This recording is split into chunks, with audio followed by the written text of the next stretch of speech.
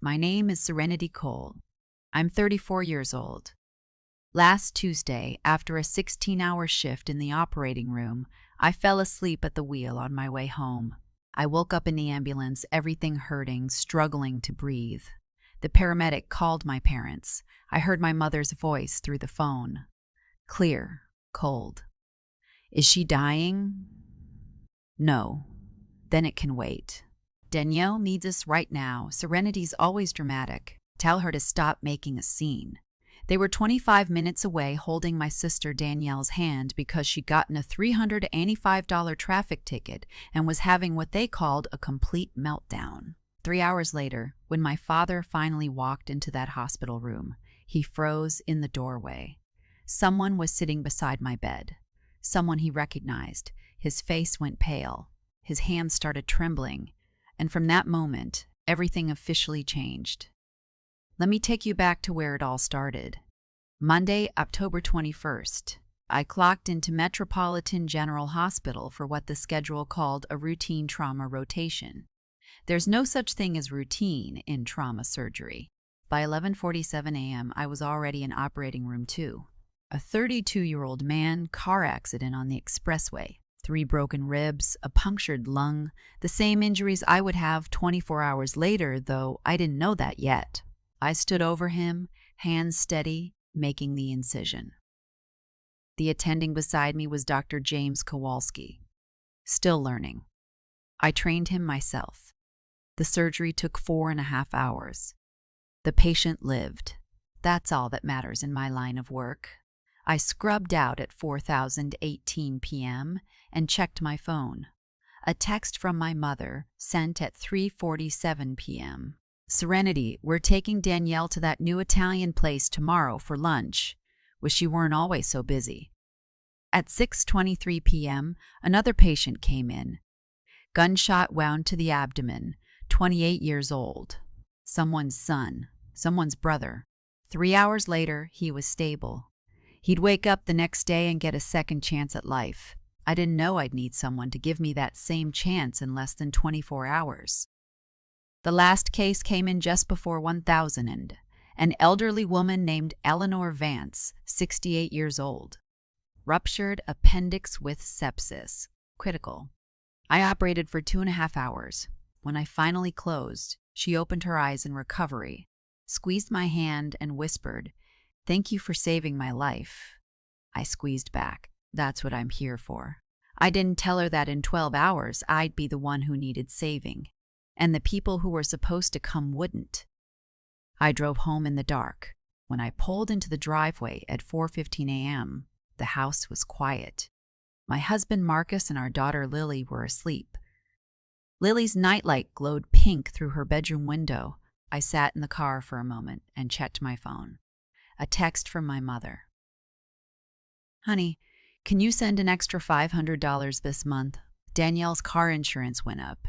I opened my banking app and transferred $1,700. My checking account balance was $30,280.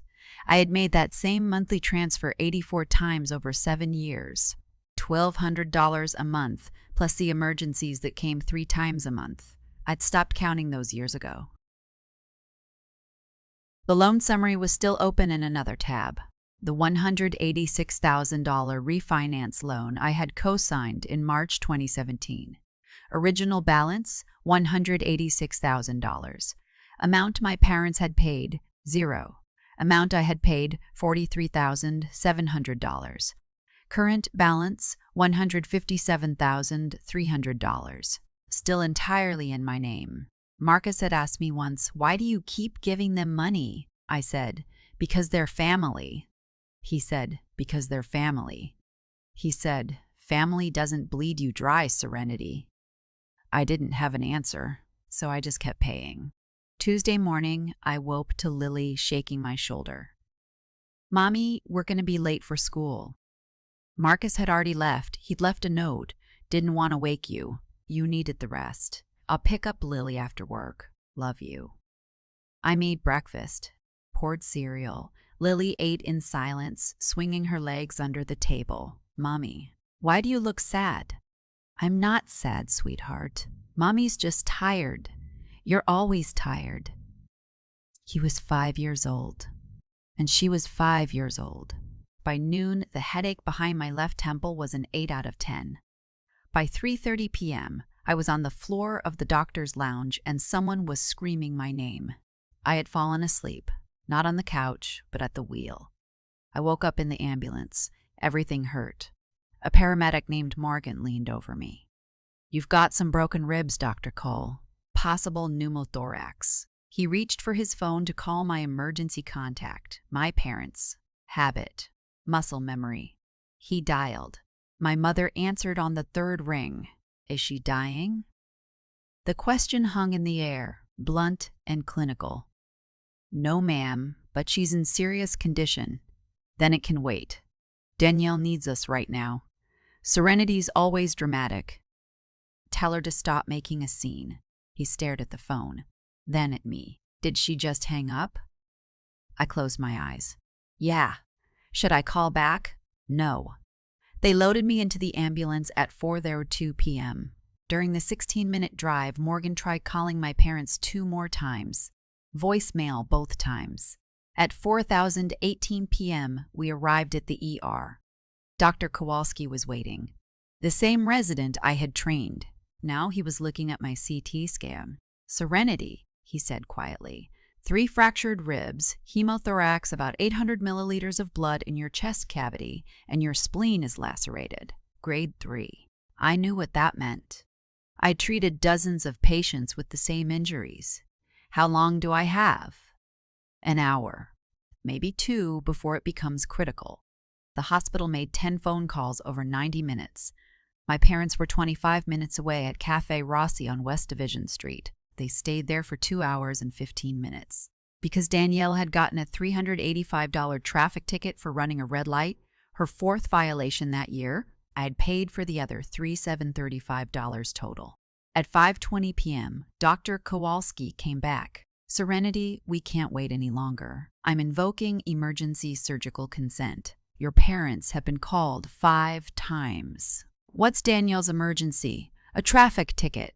He said it flat, like he was testing whether the words made sense out loud. They didn't. Marcus arrived at 5:45 p.m. He had been picking up Lily from school when he got the calls. He drove 80 miles an hour across the city. He ran 3 red lights. He made it in 22 minutes. My parents were 25 minutes away and took 3 hours and 12 minutes. Marcus signed the consent forms with shaking hands.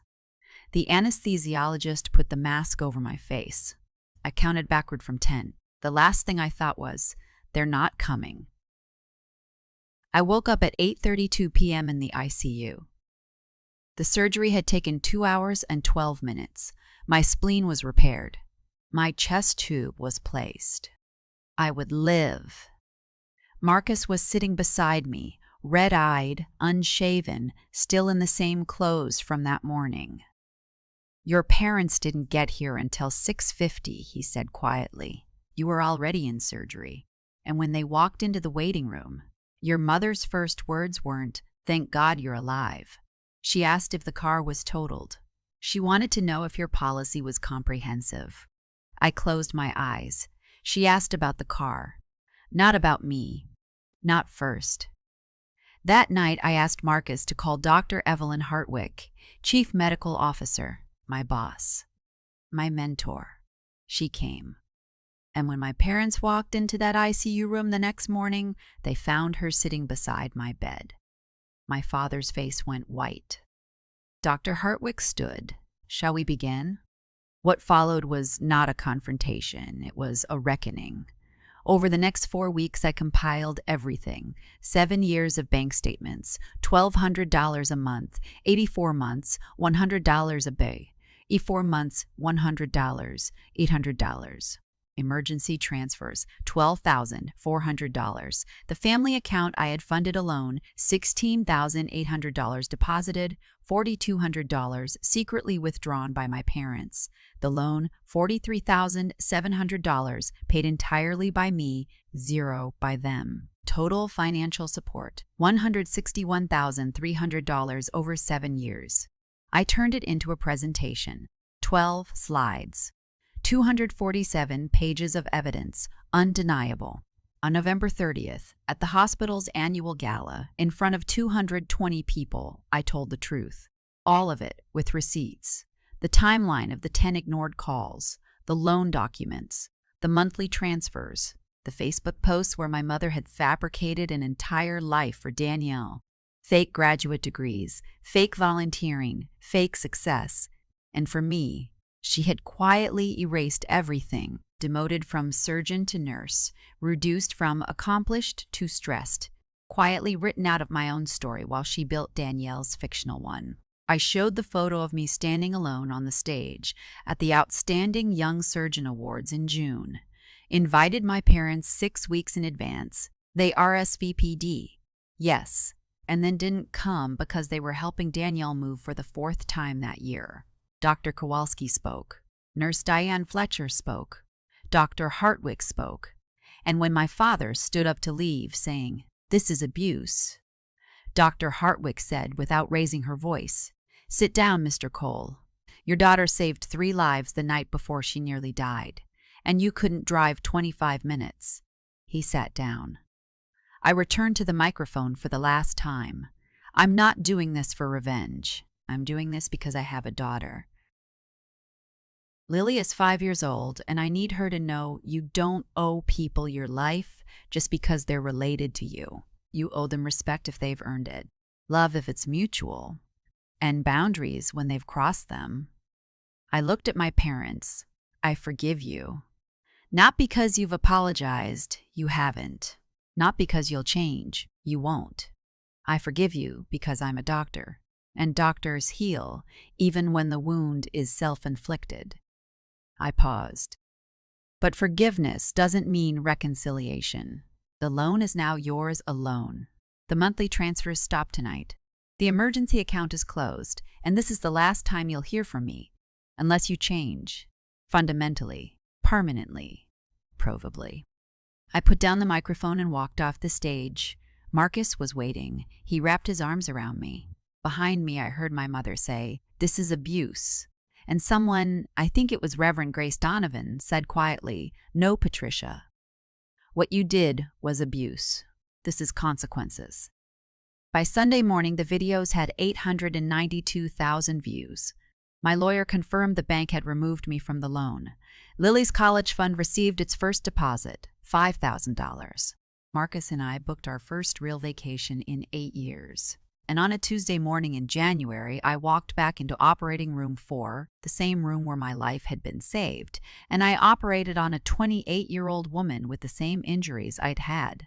When I walked into recovery, her mother was already there. She had driven 2 hours through a snowstorm. She grabbed my hands, crying, "Thank you for saving my daughter." I watched them hold each other and thought, that's what it's supposed to look like. Dr. Kowalski found me in the hallway. "You seem lighter." "I am," I said. $1,200 a month lighter. He smiled. "What kind of surgeon do you want to be from here?" I didn't hesitate, the kind who shows up. Because that's what family does.